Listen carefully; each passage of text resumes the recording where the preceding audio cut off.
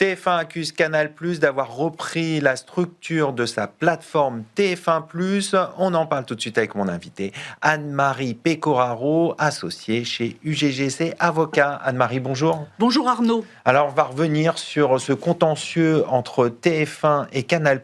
De quoi s'agit-il ? C'est un contentieux qui a connu plusieurs étapes sur lesquelles on va peut-être revenir, mais le dernier rebondissement, c'est qu'en mai 2024, Canal+ a ouvert un service de streaming très complet, TV+, qui comprenait les chaînes de TF1. Ce qui a eu pour résultat que, voici plusieurs mois en 2024, TF1 a assigné Canal+, ce qui a donné lieu à une ordonnance de juillet 2025. Une ordonnance de mise en état qui commence à clarifier l'affaire. Alors, que reproche TF1 à Canal+? Canal+ a repris les programmes de TF1 comme un distributeur sur cette plateforme. Et selon TF1, la reprise finalement viole les accords de distribution entre les deux parties, car ça excéderait les droits de distribution qu'aurait Canal+, notamment liés au fait que la plateforme est bon marché et elle peut être considérée low cost. En second lieu, TF1 tire argument du fait que les programmes sont toujours distribués au Royaume-Uni, alors que, selon l'interprétation qu'on peut faire du contrat, le Royaume-Uni ayant quitté l'Union européenne depuis le Brexit, TF1 considère que le Royaume-Uni n'est plus dans le scope.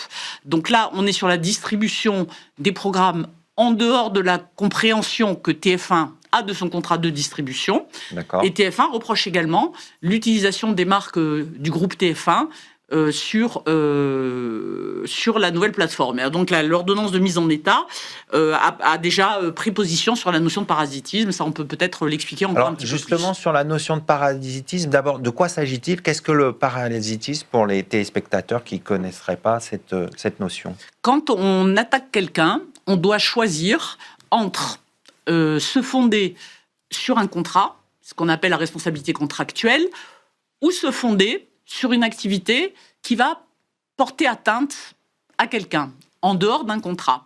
C'est la responsabilité délictuelle. À l'intérieur de ça, il y a la notion de parasitisme qui, comme son nom l'indique, ça consiste finalement à tirer parti et profit des investissements, des avoirs, des biens, du travail d'une autre personne sans le rémunérer. Alors un exemple célèbre, c'est quand un format, un concept d'émission de télévision n'est pas protégé par le droit d'auteur, mais quand même il a été développé en licence, il a donné lieu à des chiffres d'affaires, etc. Quand on le pille, entre guillemets, on va dire, vous n'étiez pas protégé ni par un contrat ni par un droit d'auteur, mais il y a cette notion de parasitisme qui permet finalement, si certaines conditions sont réunies, de caractériser ce qu'on peut appeler plus simplement un pillage. Et là, dans le cas de TF1 par rapport à Canal+, comment se constitue le parasitisme ? Alors, le parasitisme, justement, a été écarté dans ce cas précis par le juge dès le début des décisions dans cette affaire. Pourquoi ? Pour une raison juridique, qui est que le juge a considéré que comme il y avait justement des accords de distribution et des contrats entre les parties, le juge a dit, écoutez, si vous avez un contrat, plaidez sur le contrat. N'allez pas chercher cette notion de parasitisme, ce serait plus si, entre deux plateformes, il y a vraiment un abus de la copie, des ressemblances, de l'utilisation des données d'autrui, etc. Mais là, vous avez un contrat. Alors, 1, plaidez sur le contrat. 2, vous avez quand même la notion de propriété intellectuelle. Est-ce qu'il y a eu contrefaçon, ce qui est une autre notion. Alors justement, venons-en à la contrefaçon. Est-ce qu'il y a des éléments de contrefaçon dans ce contentieux ? Oui. Selon TF1, il y aurait contrefaçon des marques de TF1, puisqu'elles sont mises en valeur et en avant sur la plateforme de Canal+. Mais le deuxième sujet, c'est la notion de droit voisin. En termes de contrefaçon, entre deux plateformes de streaming, on pourrait s'intéresser à beaucoup de choses. À l'aspect général, aux droits d'auteur, aux droits attachés aux bases de données.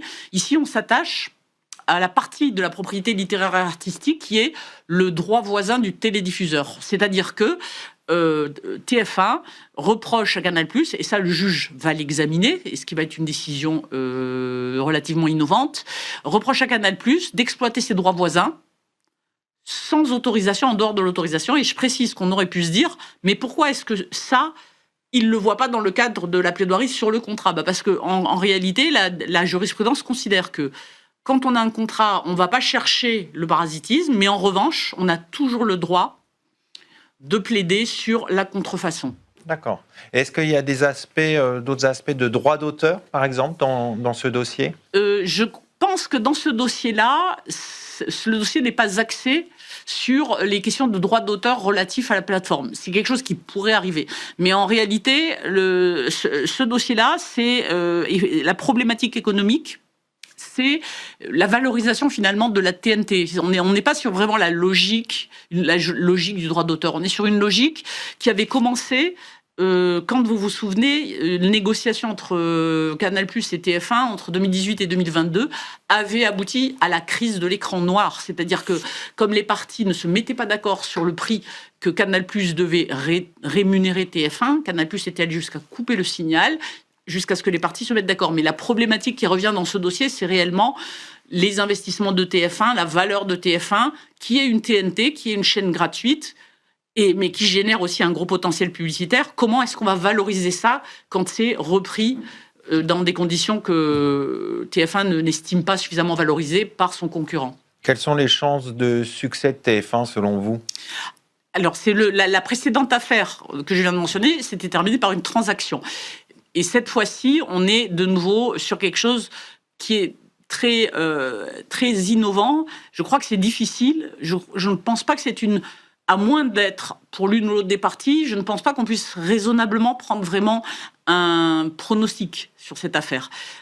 Sur l'aspect principal, ne serait-ce qu'en raison de la nouveauté, non seulement du débat juridique sur les droits voisins dans ce contexte, mais aussi des outils qui sont en cause. Et je dirais qu'on ne peut pas vraiment prédire comment les juges décideront de l'avenir de la valorisation et de la monétisation de la TNT sur des plateformes complètement nouvelles. Est-ce qu'il y a des moyens de sécuriser les contenus sur les plateformes et même la structure de la plateforme ? La structure de la plateforme, en réalité, beaucoup de plateformes sont relativement fonctionnelles avec des outils récurrents. Donc, si on passe sur ce sujet de est-ce qu'une plateforme, un streamer peut protéger les éléments de sa plateforme contre la copie, la ressemblance, justement du parasitisme, etc. On peut de toute façon protéger des éléments individuels et à titre anecdotique, vous serez intéressé de savoir que le bruit qui caractérise l'ouverture de Netflix, par exemple, est protégé comme marque. D'accord. L'apparence générale peut être protégée par du design, justement, des codes couleurs, etc. Mais le caractère fonctionnel, ce sont les éléments séparés plutôt d'une plateforme. Par exemple, sa base de données va être protégée au titre du producteur de base de données. Donc, ça fait partie de ces objets protégés qui, justement, sont difficiles à protéger, pas nécessairement original au sens du droit d'auteur, mais les éléments séparés peuvent l'être. Et voilà, de toute façon, la propriété intellectuelle ne protégera pas des éléments qui sont totalement fonctionnels. On va conclure là-dessus. Merci Anne-Marie Pecoraro. Je rappelle que vous êtes associée chez UGGC Avocats. Merci Arnaud. C'est la fin de cette émission. Merci de votre fidélité. Restez curieux et informés. À très bientôt sur Be Smart for Change.